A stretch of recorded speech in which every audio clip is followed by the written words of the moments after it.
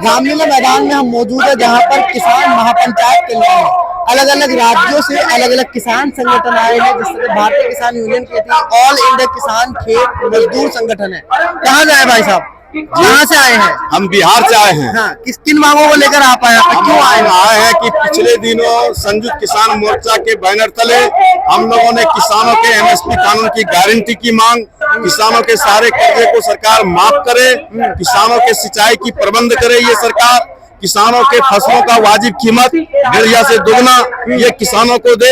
ये तमाम सवालों को लेकर हम पिछले दिन भी आंदोलित थे, लेकिन सरकार ये वादा खिलाफी की है। आज तक सरकार उन मांगों को पूरा नहीं कर सकी।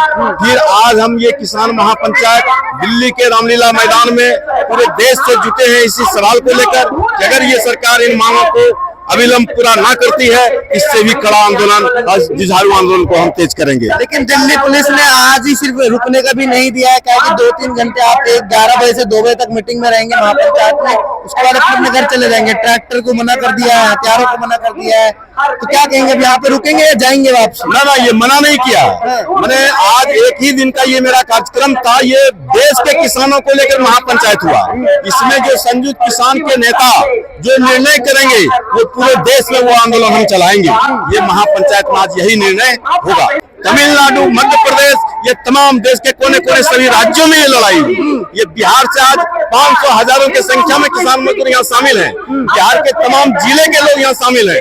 ये पूरे देश के किसान मजदूर तबाह।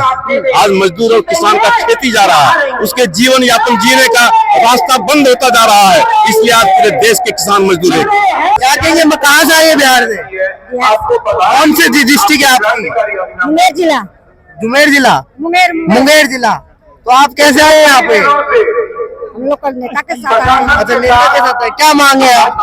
यही हम लोग का कि बिजली की दरें बढ़ा रहा है, मांगे हम लोग। अच्छा, आप कुछ कहेंगे अम्मा? हम क्या कहेंगे, हम बाल बच्चा के लिए रोजी रोजगार मांगते हैं। क्या रोजगार चाहिए, मेरे बाल बच्चे को कुछ नहीं है, रोजगार नहीं मिल रहा है। मिल रहा है मेरे बाल बच्चा के लिए। तेजस्वी यादव ने तो इतना रोजगार दिया। नहीं, कुछ नहीं पूछ लेंगे तो मेरे बाल बच्चा के लिए कुछ नहीं मिला है। मेरे 5 लड़का है, कुछ नहीं मिला है। उत्तर प्रदेश के हमारे साथी कहाँ से है जी? उत्तर प्रदेश। उत्तर प्रदेश AIKMS के प्रदेश सचिव जी बेचन अली, क्या कहेंगे आज यहाँ पर महापंचायत जिस तरह से हो रही है? ये किसान का आंदोलन आप जानते हैं चला है पिछला 13 महीने तक। 2 साल हो गया। सरकार ने 3 काले कानून वापस ले लिए, लेकिन जो वादा किया था, जो मांग थी, ये MSP पर कानून बनाना, गारंटी करना कि हमको न्यूनतम मूल्य दे करके खरीदेंगे किसानों की। दूसरे था जो बिजली बिल 2022 पास किया था, वो बहुत ही खतरनाक है। वो अगर पास हो गया, लग गया, तो किसान खेती नहीं कर सकते। कैसे खतरा है उसके? जो किसानों का खतरा है, किसान खेती कर नहीं सकेगा। जो पानी लगता है खेत में, पानी इतना लगता है कि वो मीटर चला के भर नहीं सकते, खेती नहीं कर सकते। और ऐसे ही खेती घाटे की है, किसान और बर्बाद हो जाएंगे। और कर्ज के जाल में सरकार के लोक लुभावने नारे जो फसली बात करके जो कर्ज के जाल में फंसा दिया। एक बार स्कीम की मांग है, इनको कर्ज मुक्त करो, MSP का न्यूनतम गारंटी कानून बनाओ, और तब किसान खुशहाल होंगे। और ये लड़ाई जब तक नहीं मानी जाएगी वो चलती रहेगी। और 2 साल के बाद ये जो हो रहा है, इसके बीच में बराबर हुआ। मैंने हमेशा ही किसानों के पिछले साल 23 तारीख को मार्च को ही यहाँ बहुत बड़ा सैलाब हुआ था, माना गया। और हमारी लड़ाई जारी रहेगी। चाहे सत्ताधारी पार्टी कह रही है कि किसानों को बरगलाया जा रहा है, चुनाव नजदीक आ रहे हैं इसीलिए वो उठ के आ रहे हैं घर से, ऐसा कुछ है क्या? किसानों को तो बरगलाने का वो काम वो कर रहे हैं जो सत्ता में है। किसानों का बार बार फूट डालने की कोशिश कर रहे हैं। कह रहे हैं कि हमने दे दिया, कहाँ दे दिया? अगर दे दिया तो हर 3 मिनट पर एक किसान आत्महत्या क्यों कर रहा है?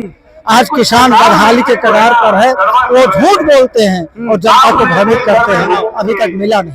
ये कह रहे हैं। और बिजली अधिनियम जो इतना खतरनाक अधिनियम है कि दिन में 24 घंटे में 4 रेट ये लगाएंगे। सुबह से 10 बजे का रेट इनका अलग होगा, दोपहर में बिजली का रेट अलग होगा और शाम में जब किसान के बच्चे की पढ़ाई की बारी आएगी उसमें बिजली की कीमत अलग ली जाएगी और जब हम सो जाएंगे उसमें बिजली का कीमत इसका अलग होगा।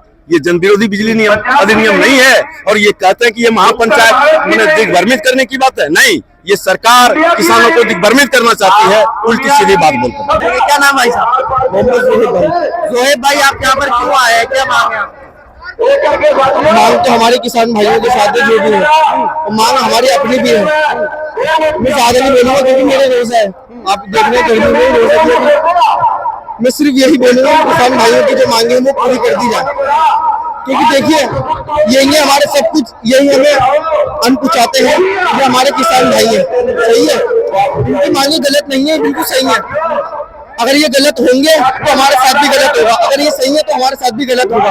ये एमएसपी की मांगे पूरी करने के लिए बोल रहा है तो इनकी मांगे पूरी कर दी जाए। सही है, मैं आपसे सिर्फ यही बोलूंगा और आपके चैनल के माध्यम से सिर्फ ये बोलूंगा कि हर बार का मोदी सरकार का सिर्फ यही रह गया कि हाँ करेंगे करेंगे करेंगे, कुछ नहीं। सिर्फ और सिर्फ यही बोलना चाहूंगा कि इस बार जो है ये सरकार बदल दो। सरकार बदलोगे तो कुछ होगा, अगर सरकार नहीं बदलोगे तो कुछ नहीं होगा। ये आपको टालते रहेंगे आगे के आगे।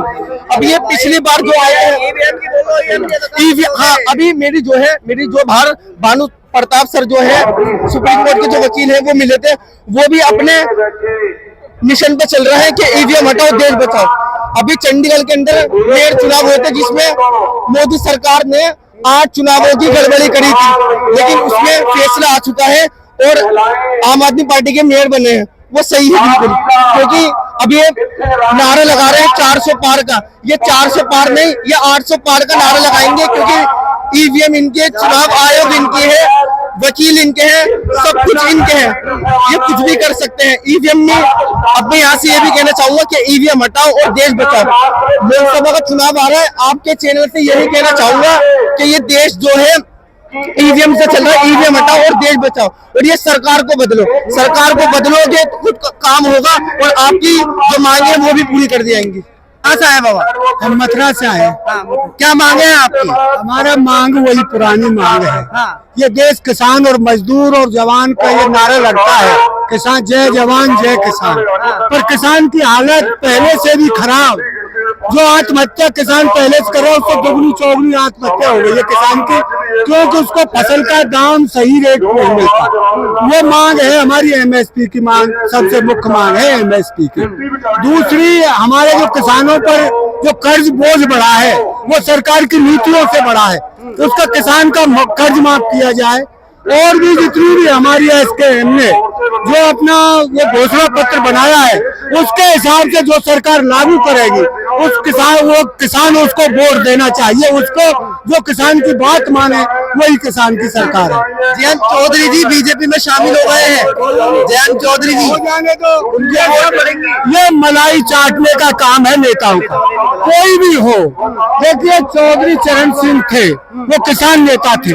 मैं कहता हूँ चौधरी अजीत सिंह ने किसानों की लड़ाई लड़ी और किसानों की बात मनवाई।